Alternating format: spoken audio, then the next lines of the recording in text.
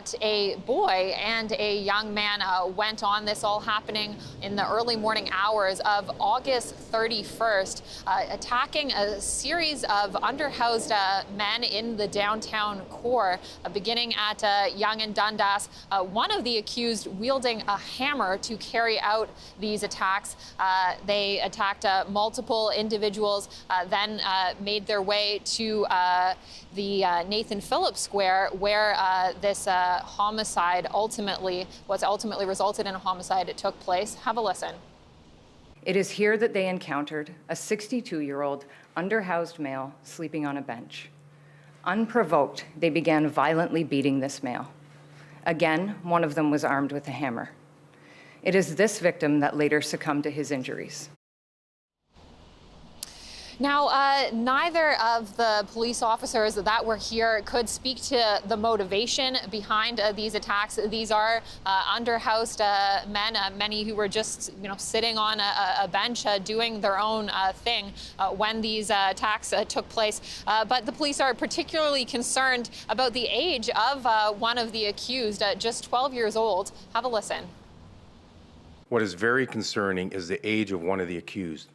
A 12-year-old male who cannot be identified has been charged with second-degree murder, along with a 20-year-old man, Isaiah Byers, 20, of Toronto. This is very concerning to our community. Chief Demke raised this as a call to action last week, given 8 of the 31 homicides have youth facing homicide charges. So this, of course, is something that will move through the courts.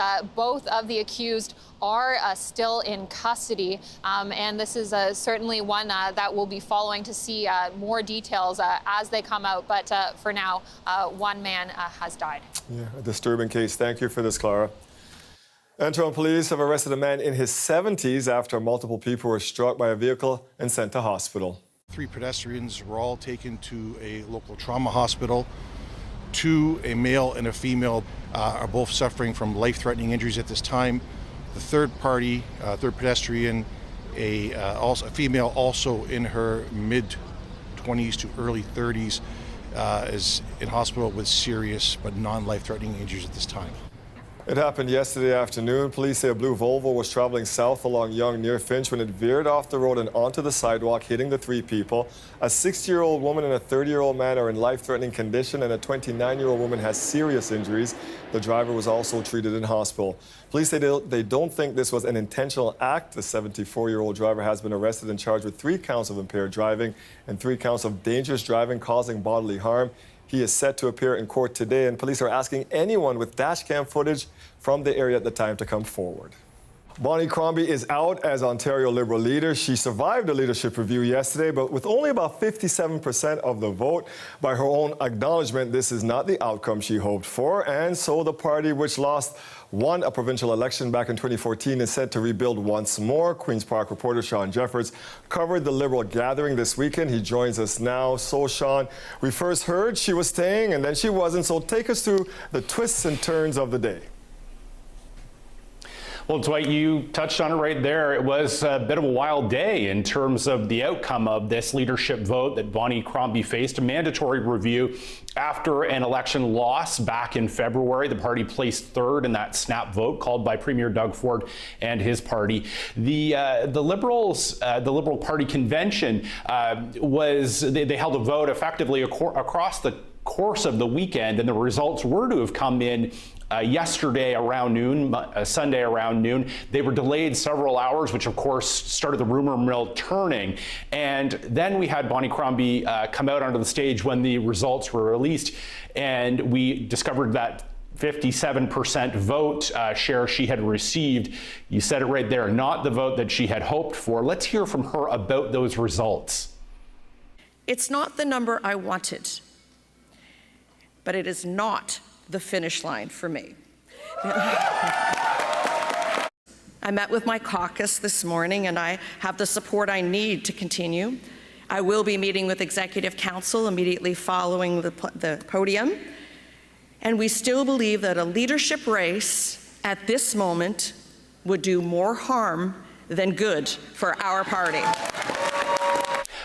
So Dwight, right there, you can hear Crombie's determination to stay, but clearly something changed in the hours after she made that comment. You heard her say she was meeting with the party's executive council. So these are the elected leaders of the Ontario Liberal Party. Clearly there were discussions we are not privy to, but Crombie changed course, later releasing a statement saying that she was going to resign as party leader in order to create a smooth transition to a new leadership race. Now, it came as quite a surprise to a degree after she made these comments that she was going to stay on. Clearly, something changed in those intervening hours. You heard Bonnie say that a leadership race not great for the Liberals right now. So, Sean, what is next for this party? Well, Dwight, right there, you said it. I mean, it's going to be a potentially fractious leadership race where, you're going to have divisions exposed within the party. It's unclear when that will launch, but they will require it now.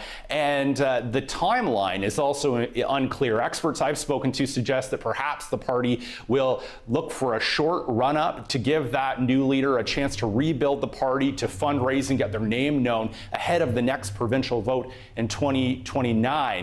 But of course, there's no guarantee that that fixed election date will be the vote date. As we saw earlier this year, the province could always have another snap election as it did in 2025. That rests within the power of Premier Doug Ford.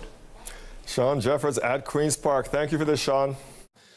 The family of 17-month-old Liam Riazadi is calling for change following his death last week.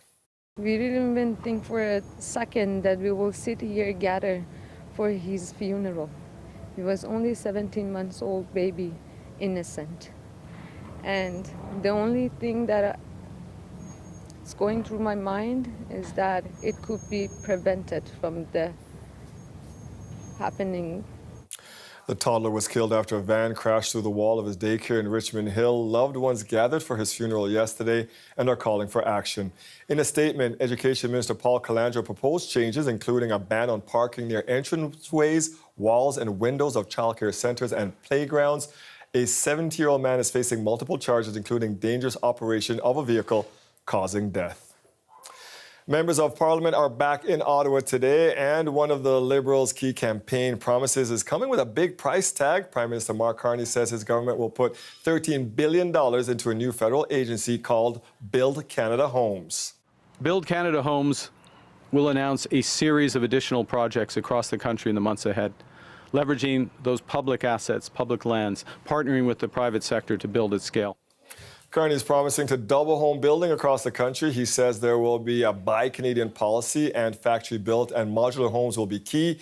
The agency is being launched with a plan to set up 4,000 of the homes on federal lands in Dartmouth, Toronto, Ottawa, Longueuil, Winnipeg, and Edmonton. The Conservatives say this new agency will only add another layer of bureaucracy. There is a new look at Canada's housing market today. The Canadian Real Estate Association is releasing new data for August. Here are a couple of the top lines for you. The numbers show home sales were higher in August. That's the 5th straight month of increases. And the average price of a home in Canada last month was $664,000. That marks an 18% drop from the peak 3 years ago. In March 2022, a senior economist for the Canadian Real Estate Association says falling prices in Toronto and Vancouver are pulling down that average. The closer you are to Vancouver or Toronto, the more likely you are to still be seeing declines. But so many other places in the country, prices have been rising this entire time, just not as fast as they did during COVID. It's that Ontario and BC swing such a big bat in terms of the calculation nationally that it doesn't matter that the prairies and the entire East Coast and Quebec have been continuing to rise since 2022. CREA is forecasting a jump in sales during the regular buying season of September and into October. You are watching CBC News Toronto. We'll have more stories from our city when we come back.